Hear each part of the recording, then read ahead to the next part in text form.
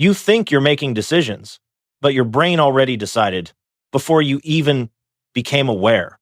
Not a second before, not even a full moment, just a fraction. Small enough that you never notice, but big enough to completely change what you believe is choice. Because by the time you feel like you decided something, you're already late. Habit 1.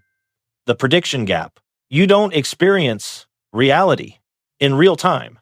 What you call now is already slightly behind. Because your brain doesn't wait for the world to happen.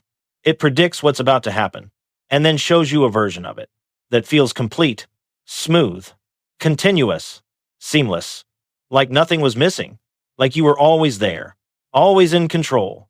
But you weren't, because before you noticed anything, your brain had already processed it, filtered it, decided what it meant, and chosen how to respond. And then it handed the result to you, as if you were part of the process. You don't experience reality. You experience your brain's best guess of it. Even the light you see from the sun is already 8 minutes old. You've never actually seen it in real time, just like you've never experienced reality, exactly as it happens. Habit 2. The reaction that wasn't yours. You drop something, a glass, your phone, your keys. Your hand moves instantly and catches it. Perfect timing. No thinking. No hesitation. And only after it's done, you think, that was fast. But look carefully. There was no moment where you decided to act. No thought like, I should catch this. The movement happened first. The awareness came later. Your brain saw danger, calculated the path, activated your muscles, all before you arrived. What you felt as control was actually a delayed awareness. You weren't deciding. You were catching up. Habit 3. The invisible signal. You're sitting somewhere quiet, scrolling, relaxed. Then suddenly, you look up. Someone is staring at you. You don't know how you knew. No sound. No obvious movement. Just a feeling. And yet, you were right. Because your brain never stopped watching. Even when you did, it tracks everything. Tiny shifts, eye direction, body language, subtle tension in space. It processes all of it without asking you, and when it's confident, it sends a signal. Look, you didn't decide to notice. You were informed. But here's where it gets stranger. Habit 4. The work you didn't do. You struggle with something. A problem. A sentence you can't finish.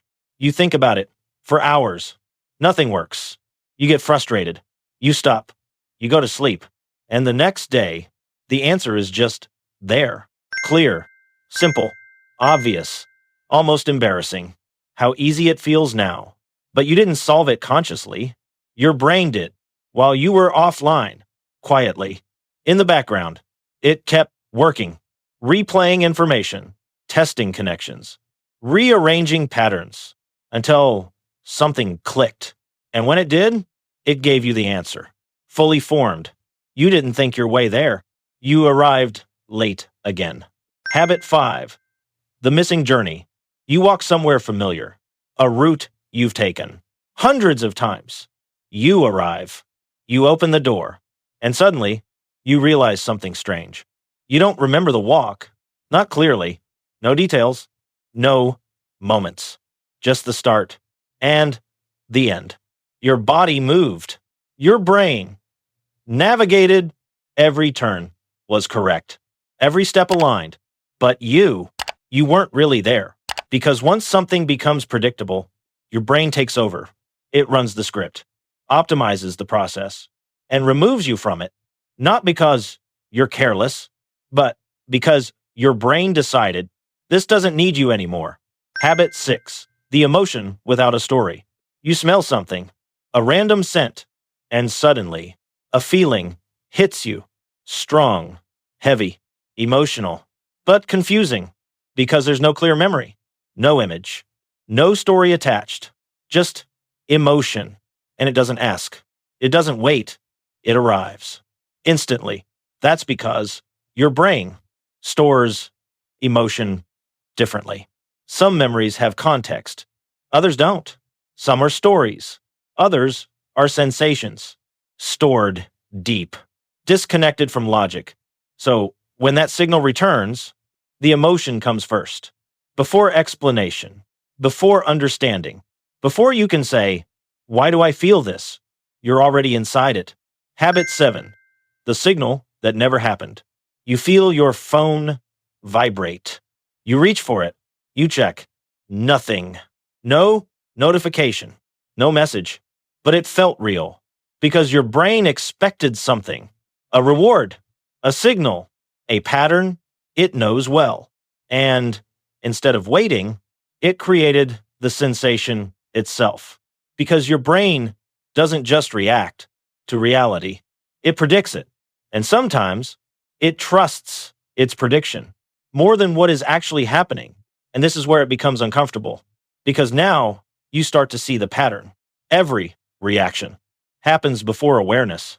Every instinct arrives before thought. Every decision is made before you feel like you made it. There's a gap, a small delay between what your brain does and what you think you're doing. And you've been living inside it your entire life. What you call thinking may not be the beginning. It may be the explanation, a story your brain creates to make everything feel controlled, intentional, yours.